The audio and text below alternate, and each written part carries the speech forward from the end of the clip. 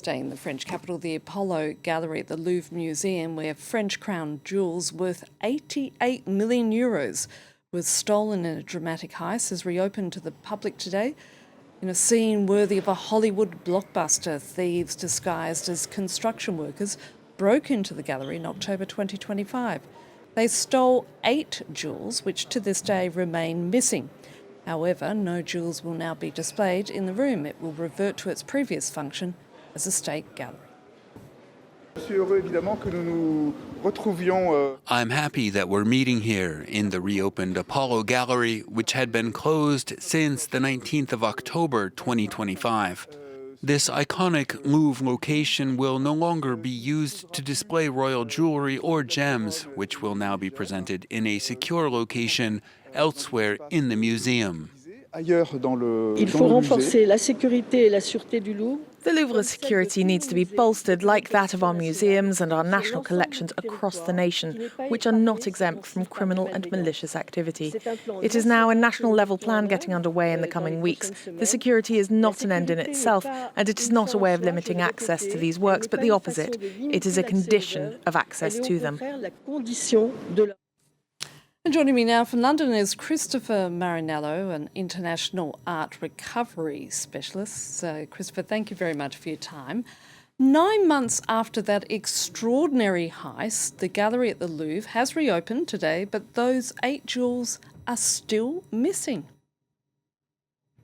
That's right. Visitors are going to see a very different Apollo Gallery. They're going to be focusing on the beauty of the room itself, the ceilings, the artwork around it, but they are not going to find any jewelry there. So where does the investigation currently stand? Well, the police did a very good job in arresting 4 criminals, but they have not been very persuasive in convincing the criminals that they arrested to divulge the location of the jewelry. They are now the criminals are claiming that there was some type of a Mr. Big that hired them to do the job, yet they won't name who this Mr. Big is. Why are stolen artworks so incredibly difficult to recover? Well, artwork is small enough that it can travel. Paintings that have been taken off the wall can be rolled up and put into a tube. They can be mailed. They can be taken by automobile across borders. Jewelry, even more so, is very small. Stones such as this can be broken up and resold and cannot be identified as the ones that were stolen. And precious metals can be melted down. So it's very attractive to criminals, especially because our museums and cultural institutions seem to have a serious security problem. And in terms of what criminals stand to gain, I mean, the worth of these jewelry is extraordinary, isn't it? That's right. There's a lot of money, a lot of things to gain here.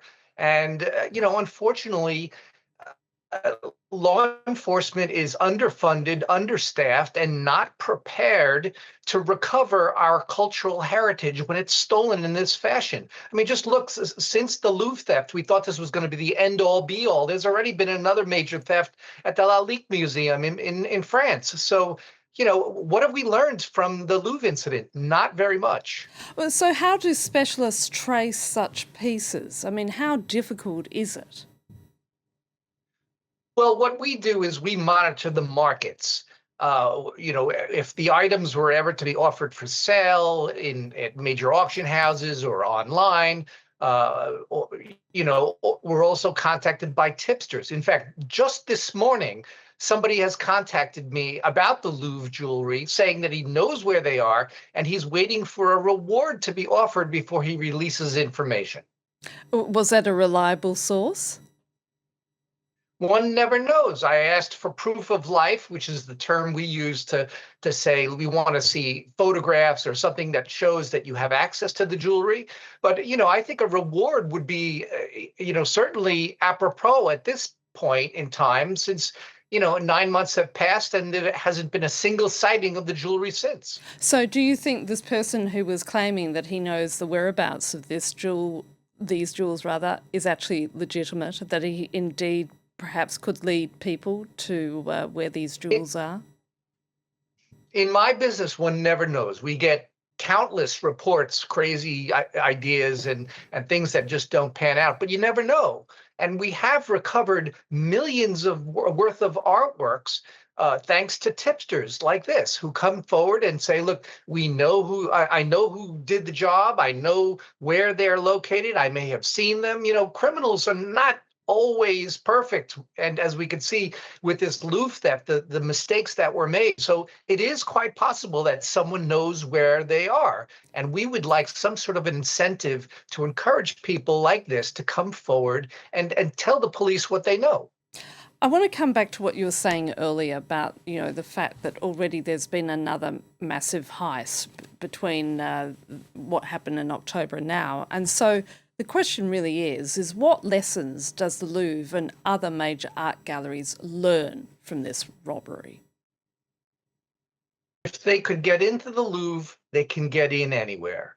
So the message here is that our museums and our cultural institutions are not safe, and governments have difficulty now allocating money to the arts because they're tied up with post-COVID situations, immigration crisis. There's 2 wars going on in the world right now of major importance. And there just isn't money for security for our museums and for law enforcement. So, we need to start thinking differently.